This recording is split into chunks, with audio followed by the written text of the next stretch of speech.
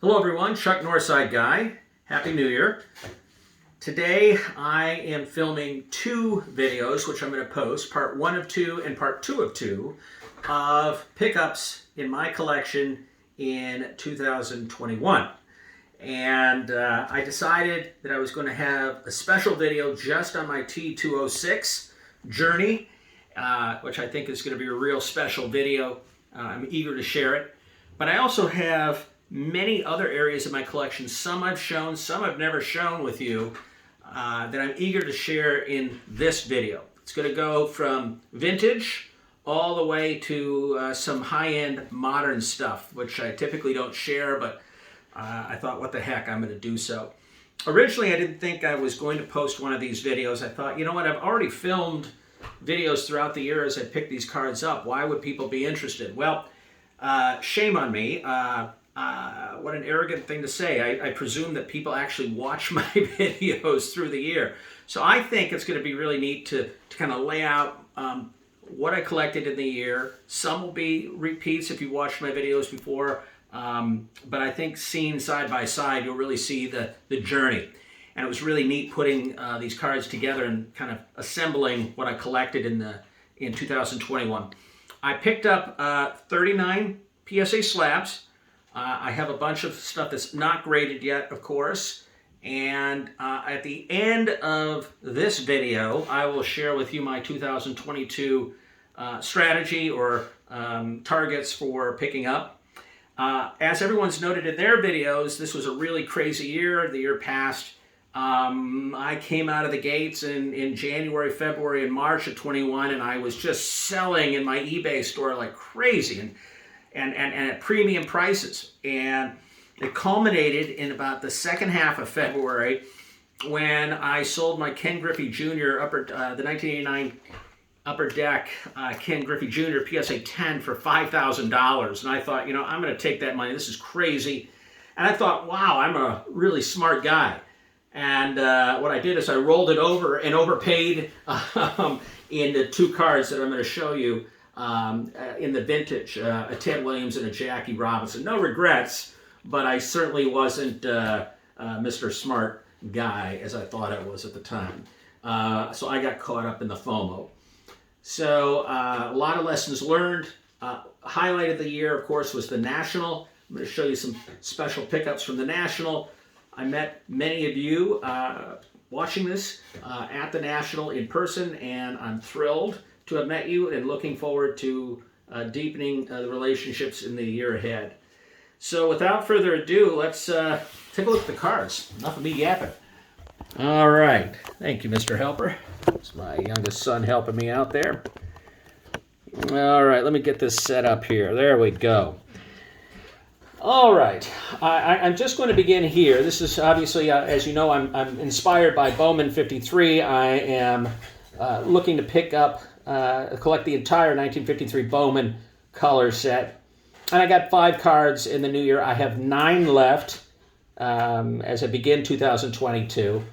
And I just think these cards are gorgeous. I've been really looking for well-centered examples. And I'm getting down to, you know, these higher numbered cards that are very difficult. Either very difficult because they don't appear very often in auctions or eBay, or they just, when they do, they just aren't centered. So it's been really tough to really finish out this set. But I think these are some beautiful cards. So that's one journey that continues, is the 53 Bowman color. This was a year also where I'm down to just a couple Gaudies left, and I have 2 common Gaudies left after these 2 beautiful pickups. Look at the color on those 1933 Gaudies. They just pop. And, you know, Waddy Clark, and I don't know how to pronounce Tommy, but I think it's Tommy Thieve now. Some of you Pittsburgh Pirate guys will probably know that if you know your pirate history, but I just have 2 left there, and you know, some of the Ruths. So this is a journey I'm still on. It's just taken a while. These cards don't appear very often. I started back in the hobby in 2018 after a 40-year hiatus. collecting as a boy and teenager, and I was I just went gung ho. I just sold a business I had in 2018, and so I took a chunk of money and I started just buying everything I could get my hands on. Anyway, I almost finished the Gaudi set then, but it's this final few that's just stubbornly taking forever, and I'm paying stupid amounts of money to do it because I'm just so eager to complete the sets. But nonetheless, I'm very happy with them. Just think these are some beautiful cards, and I have no regrets. So stay tuned. Fingers crossed I finish that. Also in this new year, I shared with this in one of my videos. I saw a video by Rick at Vintage Oddball Cards sharing some Cracker Jack, and I had seen them, as we all have from time to time. They're really cool, and I really love this pre-war vintage.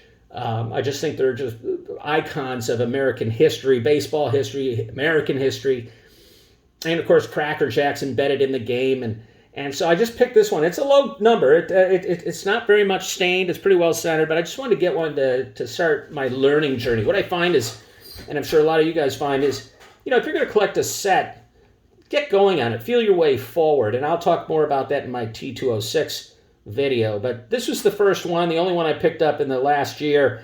There's a big auction right now busting up with Heritage Auctions featuring 1914 Cracker Jack. It's one of the highest end sets.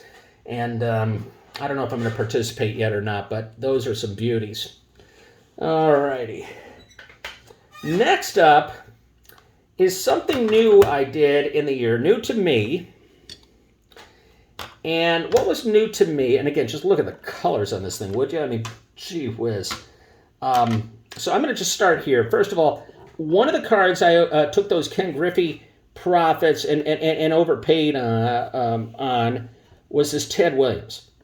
Now, I have zero regret. Now, my regret is I would have loved to have gotten it in a 7 or even an 8, but that ship had sailed, and based on the I think I paid maybe $2,300 for this card. So obviously I overpaid. No regrets. I'm a collector. This one is right up there in the most favorite cards in my collection. So no regrets. In the same category is this iconic 1956 Jackie Robinson. And I just think it's beautiful. I had intended originally to get this in a PSA 8 and never got around to it back in 2018. And of course that began creeping up. And then in the past year, Jackie cards have really begun to find, I think, their true value. And they've gone up a lot, and deservedly so. At the time, I paid, I think, $2,800 for this Jackie Robinson in a 6.5. Frankly, I at that price, I was expecting an 8, and all true FOMO, but beautifully centered nonetheless. No regrets. Gorgeous card. I didn't overpay on the Ted Williams, so I learned a valuable lesson about I don't want to call it hysteria, but the mania time, and I think just putting pencils down, wallets down, credit cards down, and letting the mania kind of come and go. There's always going to be an opportunity to find a better price on these cards. So lesson learned for me. No regrets, though, on these cards. And this was the year that I got into beginning, just toes in the water with Mickey Mantle cards. And these are two beautiful examples. And you're going to hear more about Mantle and my plans for the year ahead. Beautiful cards. So what's different about those, the last two cards have shown, is I'm going to actually change my collecting. I'm not just going to be a set collector. I'm going to selectively collect cards that I just love, that are just beautiful, and of course vintage. Now, I am a collector who, as a boy, the 1975 top set is where I come into the picture as a boy. It was the first set I went down to the Ben Franklin store on my bike, and took out my wallet and put the quarter down for a pack or whatever it was, 15 cents. And one of the things I did when I got back in 2018 is upgraded my collection ungraded. So that's good, and I think I've shared that in a prior video. 4 select cards in the set. I am going back and picking up just some of my favorite cards and favorite players. Now, when I was a boy, the 1975 Topps George Brett was the ultimate chase card. So when I hear you guys a little bit younger than me talk about the 1984 Don Mattingly, the Donruss Don Mattingly, well, that's the equivalent. Or for even younger, the guys talking about Ken Griffey, etc. This was the card that is kind of my generation, if you will, chase card. So when I had an opportunity to pick that up at a great price earlier this year, I'm just thrilled to have it, beautifully centered. I just think it's a classic of this era. A couple more I picked up. The 1975 set, too, had, there's a Johnny Bench, they had these the mini cards, and I know there's mixed opinion on the minis. I happen to like them, and I of course, love Thurman Munson. All right, moving right along here. Next up, we're going to get into some modern, and I don't do this very often. I have 2 teenage sons, so I like to collect with them. But listen, before I do, I got this for Christmas from my sister. By the way, there is an actual candy bar in there. A Reggie bar. Any of you guys old enough to have purchased and eaten these back in the day when they were actually fresh? I think this was like 78, 79. Actually spoke with Reggie Jackson a couple of months ago, and he said he and his team are looking to bring this out again. So if you missed it the first time as a kid, well, there may be an opportunity for these Reggie bars to come back out. But this is an original. Obviously, I'm not going to eat it. I got this for Christmas from my sister. She remembers when, we used to eat these after Halloween. I'm trying to think, it was probably 78, 79, maybe 80. So quite a long time ago. So that's a fun trip down memory lane.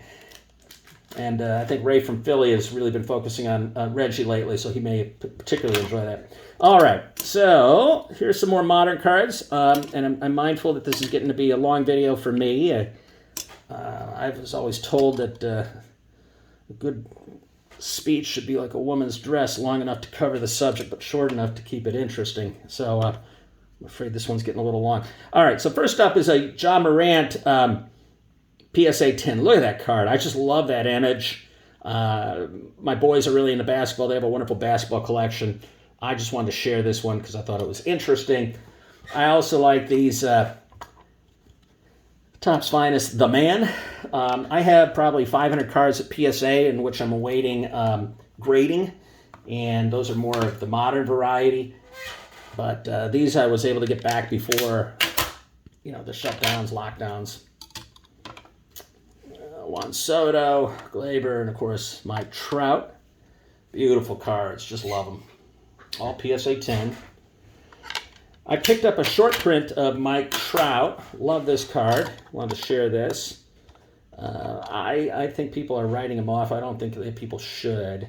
I think he's going to show all of us just why he is one of the greatest. Of course, we have to have a baseball season, don't we? All right. One of the other things I do, I had a special time this year watching the Field of Dreams game. My family and I were on vacation up at Mackinac Island. We watched it together. It was just a wonderful game. Just thought it captured the essence of baseball, and particularly baseball in the Midwest, and the whole Field of Dreams magic. It was really a special. So I got one of these Topps now. I never do that. And then I'll just share these. When I collect modern, I try to collect the refractors of some of my favorites. Soto, Tatis, Judge. There's a Trout. These are of 25, and I do this every year. I just get the orange refractors, Bowman Chrome refractors, Acuna. I happen to like a Jose Abreu.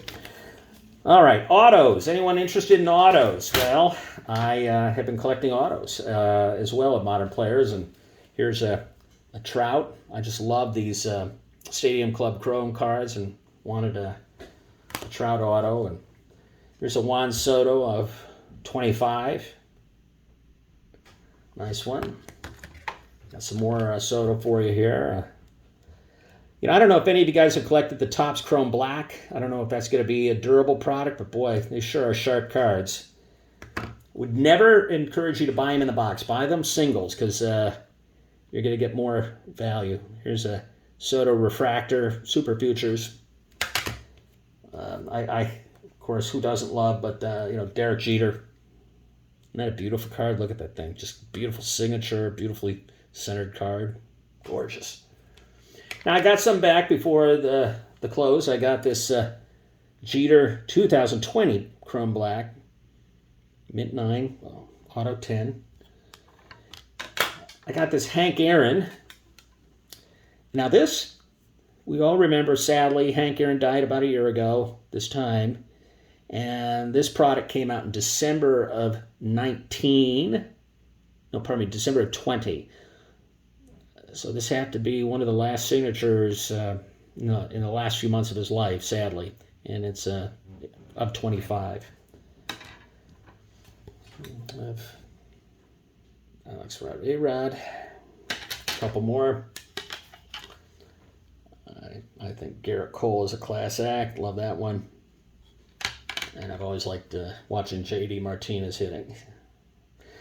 But for those Juan Soto fans, I'm looking at you, Wesker Griff. Here is my favorite pickup.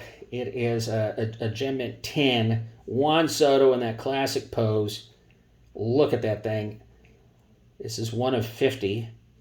And I actually pack pulled this. It's probably the biggest pack pull I've ever had.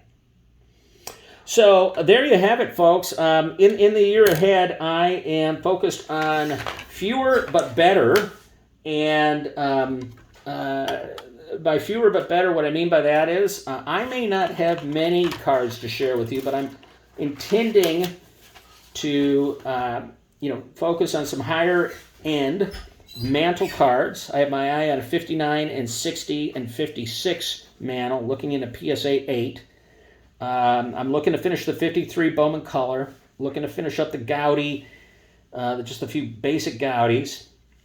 I'm going to stay on my T206 journey, and I'm going to begin dipping my toe into the Cracker Jacks. So that's what's my intention is as I begin 2022. I'm finding that I have to get most of these cards at some of the auction houses because I'm just not finding them on eBay. So hopefully I can sustain the discipline of fewer but better. And a lot of lessons learned, a lot of fun in this hobby year. And I hope you enjoyed this partial trip down memory lane. And tune in to part 2 of 2, which is going to be my T206 journey, which I think is really special as well. Take care.